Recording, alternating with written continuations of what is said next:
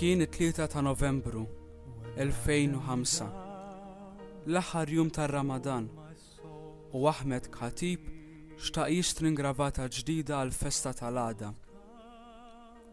Kien għad biss kellu 12 sena, imma kien tifel biżel. Kien jgħin fid-dar u dak il-jum qam kmieni biex mar il-moskea jitlob u żar il-qabar tan-nanniet kif kienet titlob minnu tradizzjoni. Missieru ta' xejn qallu li dakinhar il-ħwienet kienu kollha magħluqin. Ahmed insista li Nassar kellu jiftaħ. X'fija ħażin li tmur tara. Missieru taħ il-flus u talaq ferħan jiġri lejn il-ħanut. Xtaq ikun qisu għarus fil-festa tal-għada. Fit-triq, Ahmed għadda għal ħabibu Hithem li kien jgħix fil-kamp tar-refuġjati Palestinjani. Il-ħanut, kif qallu missieru, sabuh magħluq. Iżda waqt li kienu sejri lura, raw ċorma tfal jilagħbu fit-triq u marru jiġru magħhom. Il-logħba kienet waħda komuni tal-cowboys u l-Indjani, iżda fost ir-refuġjati hija iktar magħrufa bħala l-Armata kontra l-Arab. Ahmed kien Arbi u Hithem fil-logħba kien soldat. Hithem kellu fideh revolver tal-logħb u tfal li kienu jilagħbu ta' Arab bħalma kien Ahmed kellhom fidejhom il-ġebel. Iżda xi l-10 il-logħba kellha tieqaf.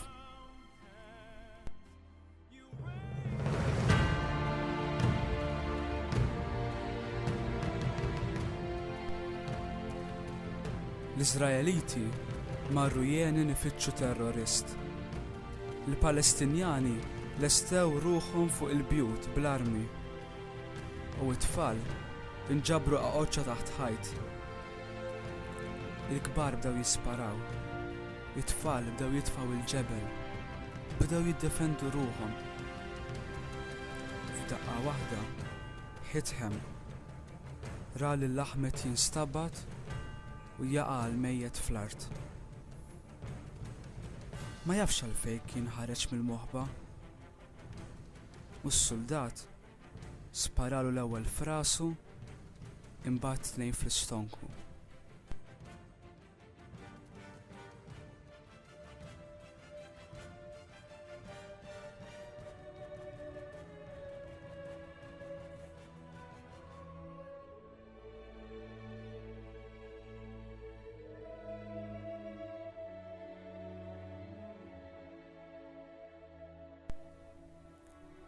Hithem bil-biża' remma r-revolver in-naħa ta' Ahmed u telaq jiġri mwerwer. Kien hemm xi żgħażagħ li bil-qalbu kollu qabdu l-ġisem ta' Ahmed.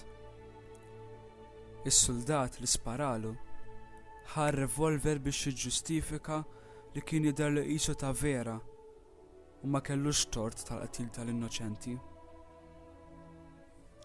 Ahmed bid-tbatija kollha għamel jumejn jiġġieled għal ħajtu, iżda l-isptar tal-kamp tar-refuġjati ma kellux biex ifejqu.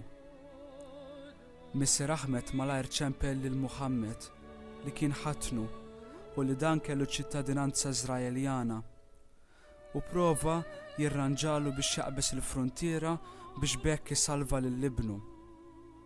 Il-ġenituri ma setawx imorru ma' binhom qed imut għax ridu permess speċjali minħabba li huma kienu Palestinjani.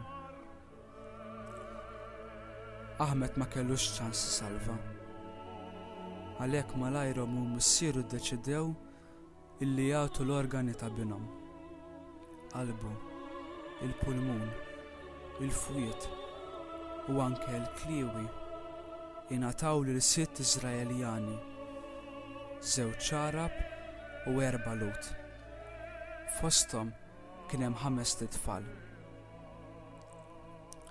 Il-gazzetti tefgħu din il-ġrajja u din l-azzjoni umanitarja tal-familja ta' Ahmed fl-ewwel paġni tal-gazzetti tagħhom.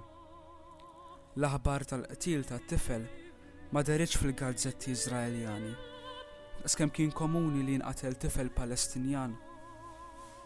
Imma l-att ta' karità ta' Ismail u Abla, omu missier Ahmed, ħadet tifħil li kien ħaqqu anke mingħand l-ogħla nies fil-kariga politika Iżraeljana u ntqal li dan kien att li jista' jgħaqad lill-Iżraeljani u lill-Palestinjani.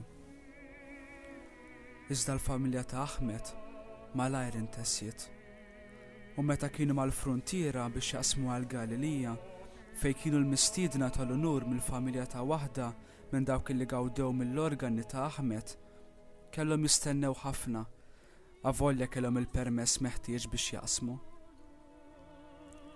Fil-Galilija hemmhekk iltaqgħu ma' Samaħ illi ħadet qalb Ahmed u iltaqgħu ma' Muhammad illi ħakilwa u l-familja ta' Samaħ li organizzat din il-laqa stiednet ukoll l-4 familji l-oħra lut illi gawdew mill-organi ta' Ahmed. Imma minn dawn lanqas familja waħda ma marret. Il-familja ta' Ahmed ma ġewx infaħra biss. Kien hemm kliem ta' insult, kien hemm kliem bħal aħjar li kieku binti ħadet organi tal-udi mela ta' arbi, kliem li kienu jweġġaw ħafna.